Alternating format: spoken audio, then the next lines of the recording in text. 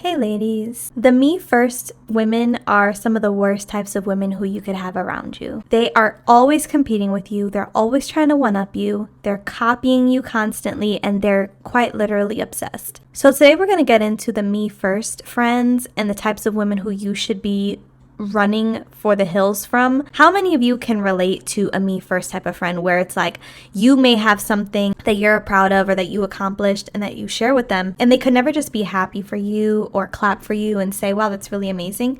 They always have to compare your situation, your win, your circumstance to theirs because they probably did it first. They probably did it better, and they have to let you know that. I can't tell you, ladies, the amount of times I've had friends do this to me, and obviously I've had to cut them off. One of them being one of my best friends in high school who was very close to me. When I tell you I would give this girl the clothes off my back, she would come to my house, she would sleep over. My family considered her like another daughter.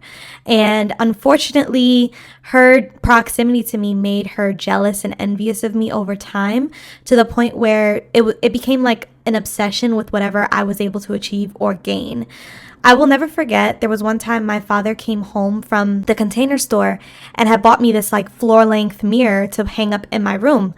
And she was home at the time with me, and I realized that her face looked really, really angry. Like she looked really upset and really sad. For a backstory, her father was basically like a sperm donor. He was not around, and she had a stepfather who was a belligerent drunk, and who was very violent to her stepsisters and was in and out the house. So she doesn't have a father figure. So immediately I noticed that she was irritated by my dad getting me something, which is strange because he's my father.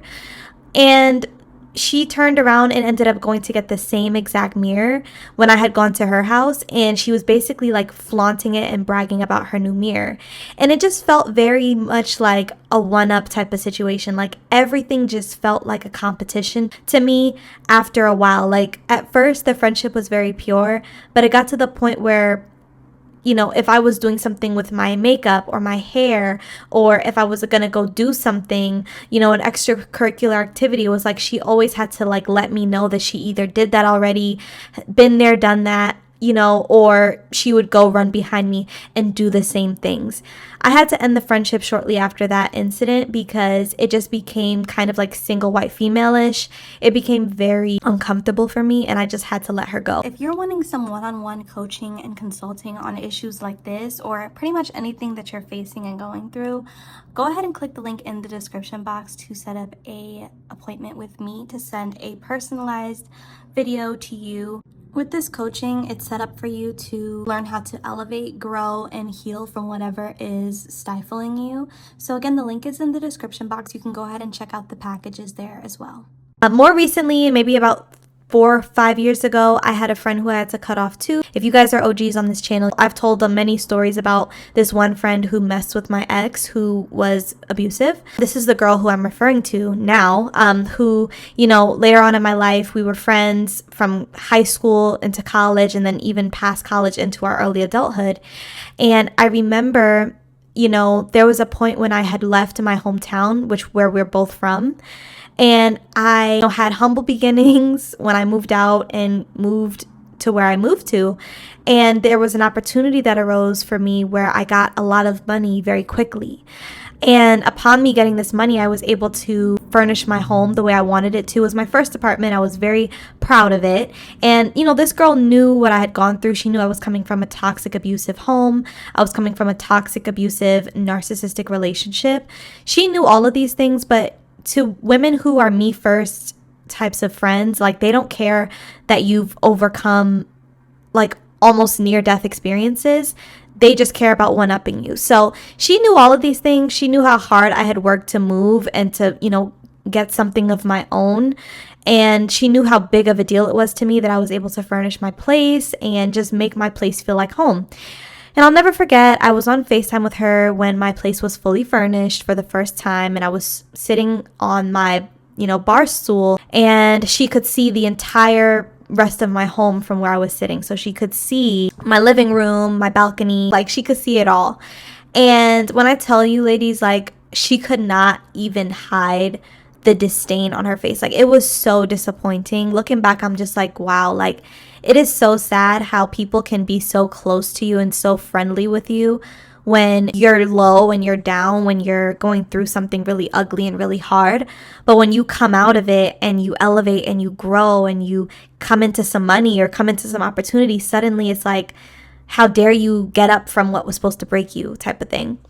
So yeah, I'll never forget, she had this horrible, like, just blank stare on her face. Like, her smile quickly diminished, and you could just tell she was watching what I had in my background. She was watching my TV. She was watching my TV stand, my couch. She was watching my coffee table and all my little trinkets on my coffee table. Like, you could just tell she was being very nosy, but also envious, because she couldn't even crack a smile. It was so obvious that she was comparing herself to me in real time. And this was a friend who had a tendency to do a lot of like one-upping. But again, at the time, we were really young when I was home and hanging out with her. So I was still very unaware of spiritual warfare, fake friends, and just like the different tactics and things like that. So I never really thought much of it when she would do it. It wasn't until after we had that FaceTime call.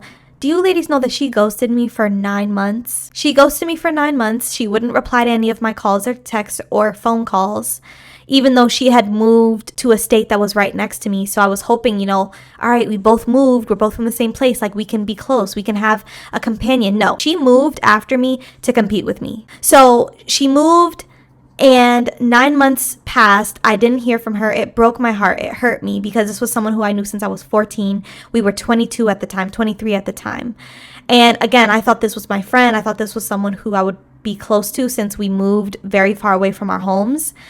But yeah, she really disappointed me. She showed herself, and it took me a while to realize it. But I realized that, she took that hiatus from our friendship and disappeared to get her life together. She saw how I was living. She saw the opportunity that I had come up on because I had a business at the time. And she was very, very not okay with that. And so she had to take 9 months off from our friendship to go hurry up and try to do something worth notoriety, worth bragging about, worth competing with me over. It's like, you can't win with me first people, because when it's them, when they're first at doing all the things, it's cool, right? Like, they love to compare themselves to you when you're easy to be compared to. They love to one-up you when it's easy to one-up you. But when you start to achieve things that aren't easy to compare to, that aren't easy for them to one-up you, it's like they go to extreme lengths to try to hurry up and beat you at something, hurry up and get to where you are. Do you know, after 9 months, this girl had the nerve to come back around Christmas, New Year's time. She called me with this BS apology. It was like a 1-minute phone call. It was so phony. And she was like, "Oh, I'm so sorry. I've been MIA. I just been getting my life together."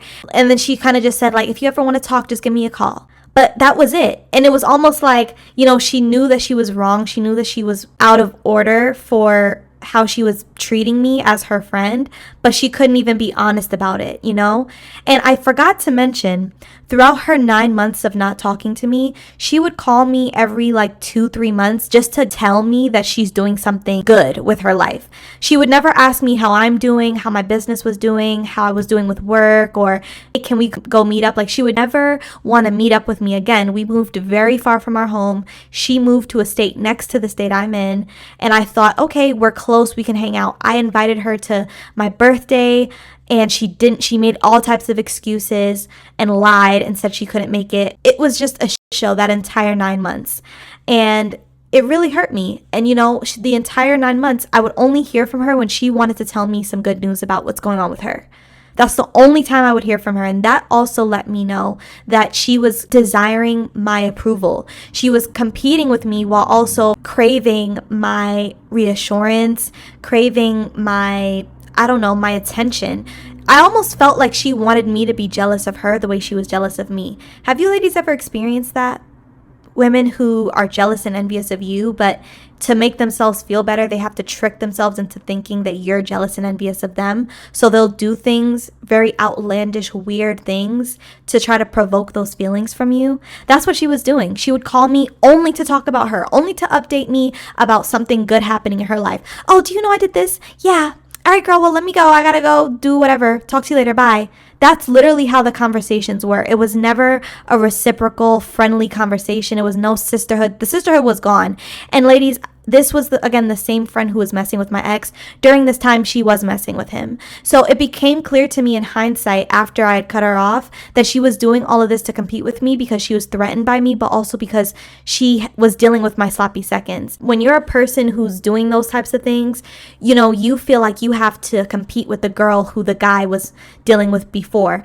And it's just sick. This person pretended to be my friend for a very long time while she was entertaining my ex, and competed with me and compared herself to me and made me a comparison tool for years until I cut her off. So ladies, drop down in the comment section. Let me know, have you ever dealt with a me first friend? Have you ever dealt with someone who just, for the life of them, they could not stop trying to one-up you. They could not stop trying to compare themselves to you and compete with you?